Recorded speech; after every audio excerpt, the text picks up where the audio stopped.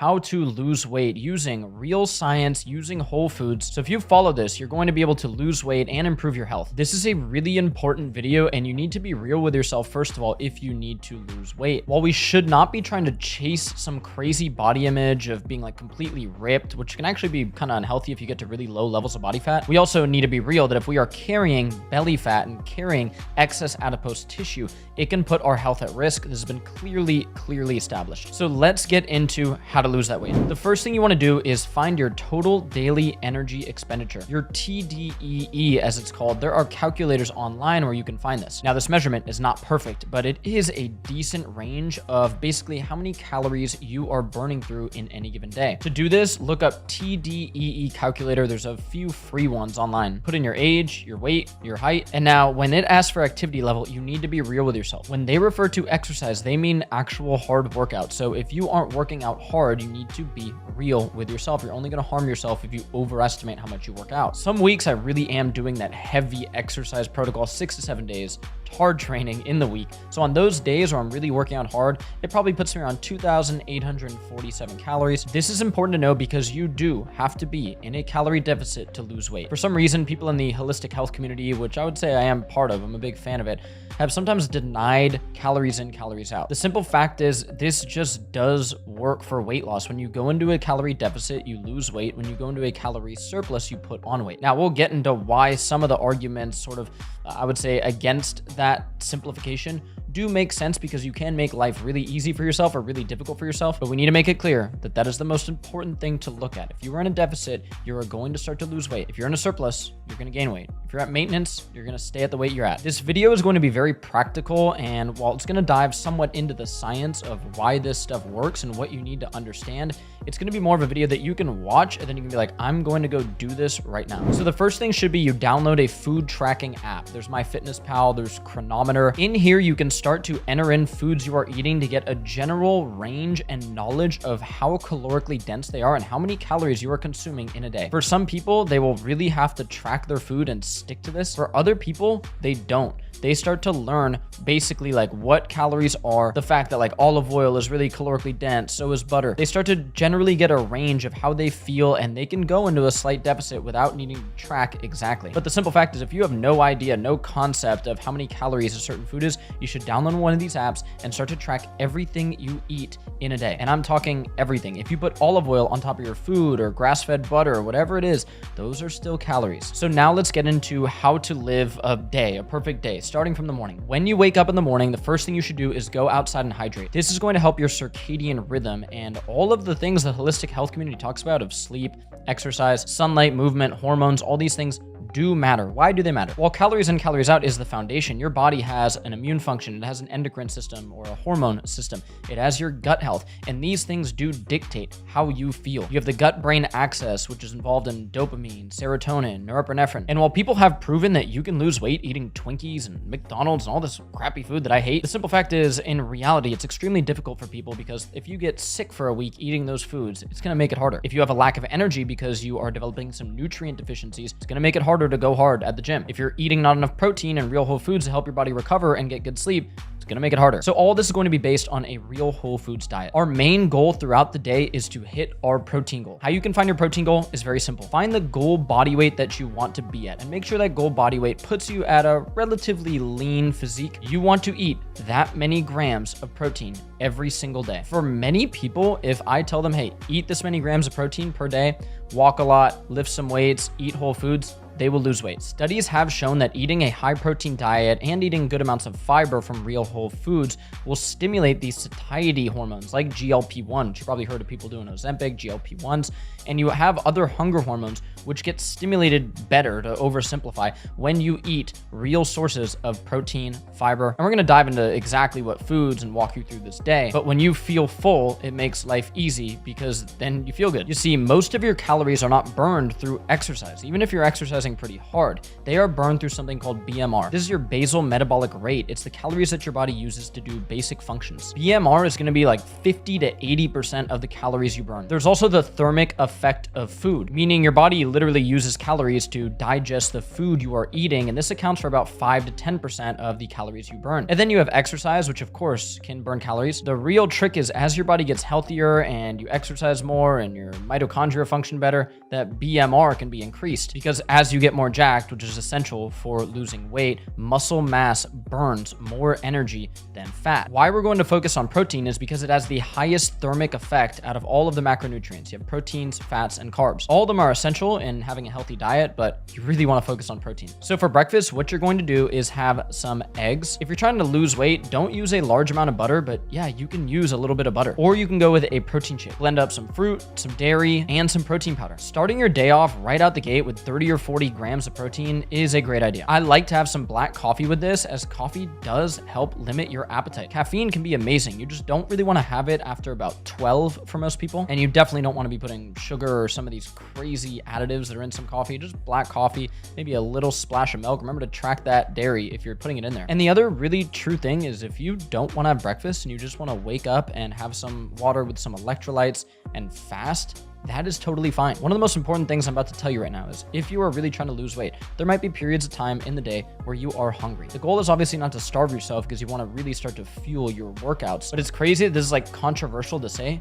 You might have to go hungry at times and really learn to be hungry, and that it's okay, and that your body's not going to pass out or just like perish if you're just like skipping breakfast or skipping lunch. That is okay. And a lot of people who struggle with being overweight don't realize this, and they think they need to eat every few hours or they need to constantly snack on something. And you do really have to learn to give up those habits and just sit down and eat real healthy meals. Unless you have some certain medical condition, of course, consult with your doctor about all this stuff. You don't need to snack all the time on food. So now that you have consumed that breakfast, I really want you to start getting your steps in. One of the main goals every single day for you is going to be to get 10,000 steps in. That might sound really easy, but it's going to take some focus and some dedicated walks. You can up your steps by pacing around, at your work, at your house. You might be astonished to learn that walking 1 mile and running 1 mile burn almost the same amount of calories. And while running has other effects of raising our VO2 max, it's more intense exercise, so you're going to get slightly more caloric burn, especially if you're doing it at a high pace. Walking 1 mile is simply going to take more time than running 1 mile, so that caloric burn is actually not too far off. Lunch is going to be very simple. I want you to have protein and greens. For dessert for lunch, you can have a piece of fruit. Again, we're starting to eat some of these higher fiber, higher protein rich meals, helping stimulate a lot of those satiety hormones. And while some of these meals might seem a little calorically dense, the simple fact is you're not going to be able to eat 5 of them. A steak salad is a great option. Chicken with asparagus, great option. And if you want to throw in a little bit of carbohydrates here, some potatoes are really good. That's a food that's going to help keep you full. And now the workouts. In my opinion, minimum 3 times per week, but you really should up it to 4. You are going to want to get into the gym and lift weights for roughly an hour. Go through a little warm up, and then you can use the machines, you can use the dumbbells, whatever it is. You want to pick a few body parts and go hard at them. Lifting weights builds muscle and increases that metabolic rate that we talked about. It has many unique effects on your endocrine system, which are your hormones, and your neurotransmitters. It is the biggest hack for starting to get in really good shape and getting shredded. And while I will tell you some little kind of tricks and some supplements and some of those things that really do help, the information I'm sharing with you right now is just real shit, and it's a real program that you can kind of live forever and make a lifestyle that will truly allow you to be at the body weight that you want to be at. So now you've hit that weightlifting workout. Don't forget, you still got to hit your 10,000 steps. And the key thing is when you go home, I don't want you just crashing into the couch. In front of my couch, I have a carpet, and it all like my mother-in-law and sometimes even my wife are like, oh, I want a coffee table here. No, we're not having a coffee table in front of the TV. Why? I do stretches while I'm watching TV. I'll put on the UFC. I'll put on a show with my girl. I'm doing stretches. And while this may seem trivial,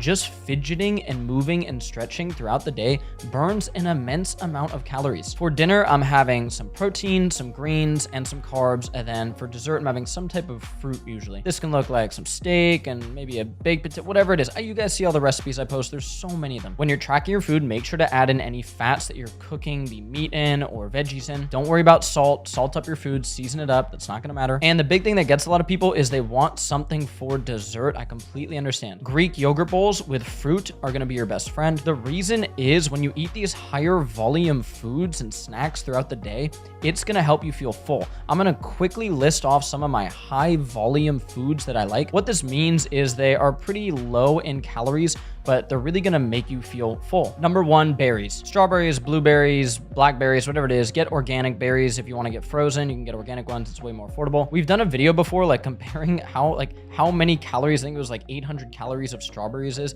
It's an insane amount. It almost looks fake. Cucumbers and zucchini are excellent. Cucumbers almost have no calories. So I like to create a little snack. I've done a recipe video on it before, slicing them thin, putting a little wild smoked salmon on there, a little dollop of cream cheese, absolutely amazing. And it makes you feel really full. Boiled potatoes are one of the highest satiety foods out there. So you can make like a healthy yellow curry chicken or something like that and use some of those boiled potatoes, some carrots in there. Meals like that are going to help you feel full. And then pretty much any lean portion of protein. I'm a huge fan of whey protein. Like, it's no BS. I'm not trying to put on my brand. Every single day I'm grabbing our whey protein and I'm mixing it up in a shake or in a yogurt bowl. And the reason I do that is because I'm like, every day I need to hit 160 grams of protein. Helps my muscles recover, but it also helps me feel full. So having something that simple is key. Like, you really should have some good high quality whey protein on hand while you are doing this weight loss challenge. And if your body doesn't tolerate whey, look towards a beef isolate protein. So now the day is winding down, it's nighttime, and if you have tracked your calories and tracked your exercise and your total daily energy expenditure throughout the day, a good place to be at is about 300 to 500 calories in a deficit. You don't need to push into some crazy deficit because it just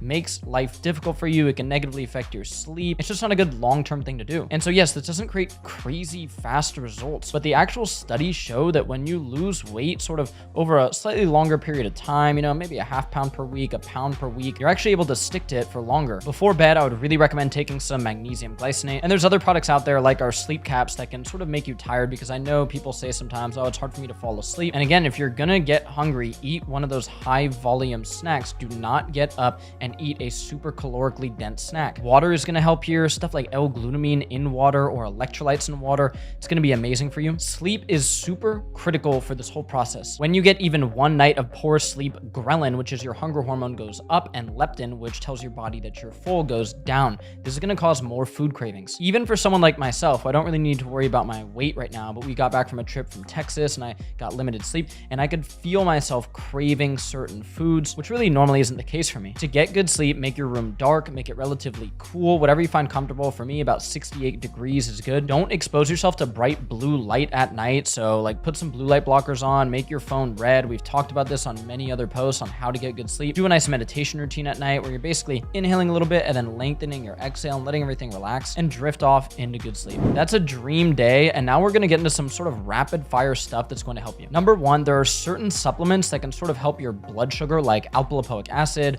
vitamin C, magnesium. And while these supplements are not going to directly make you lose weight, you could gain weight or lose weight while taking these. What it is going to do is help with your blood sugar and make life easier for you. Creatine is another one that I think is very misunderstood. Creatine is going to help your ATP production and help facilitate harder workouts for you. And it will help you put on some muscle, which is going to help you burn more calories at rest. So I think a dose of about 5 grams per day, because you are embarking on an exercise regimen during this weight loss time. It's a very solid idea and a solid supplement to add in. Next is ashwagandha. Ashwagandha is commonly misused and people take it in the morning. So you don't want to fear having higher cortisol in the morning. You want a nice rhythm of cortisol that rises when you wake up and basically falls throughout the day.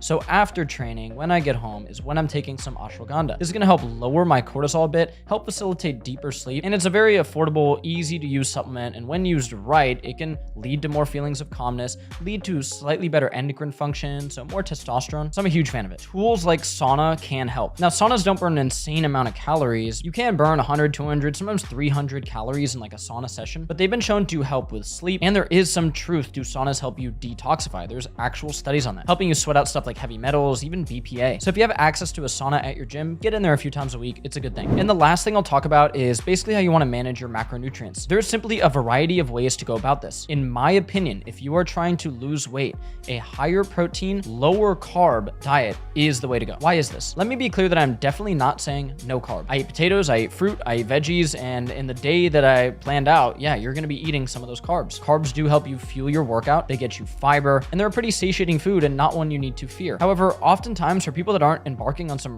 really strenuous training program, they might need a little less carbohydrates than they think. And really the main goal, as I said, should be hitting that protein goal. It will be a life changer for you. You also don't want to completely cut out healthy fats. While fats are very calorically dense, and it's one of the things you really do need to focus on how much you're adding. If you're not seeing progress, if you're gaining weight week after week, it's most likely you're cooking some food in some olive oil or some butter, or adding it to your meals, or getting takeout from restaurants where you have no idea how much fat they've added to that meal. And it can quickly take a meal that you think, oh, okay, this meal is, this many calories. It could up it by 300 like that. And as we said, you're trying to get like a 300 to 500 calorie deficit probably. So 2 meals like that and you are in a surplus. But having some grass-fed butter or a little bit of coconut oil or some olive oil is totally okay. And it's going to help many things like your brain function, your skin health, and your endocrine system. The goal is to create a lifestyle where it feels natural to be in a slight deficit. And while you can get on the scale and weigh yourself, you shouldn't worry about it too much because our body does have fluctuations in water weight. So really give yourself some time and check in with yourself. Maybe weigh yourself once a week instead of weighing yourself every single day. You can do this on a whole foods diet, and I promise you it's going to make your life easier. When your immune function is better, your gut function is better, your neurotransmitter function is better, you are going to feel better. Getting to a healthy weight is so critical. It's probably one of the biggest issues our country is facing is that most people are overweight and obese. And you really want to look at it in like chunks. Like if you are, 40, 50 pounds overweight, just get to a point where you learn how to lose weight. And then if your goal is to get shredded and have abs, like look at that as a bit of a separate project down the road. You can do it.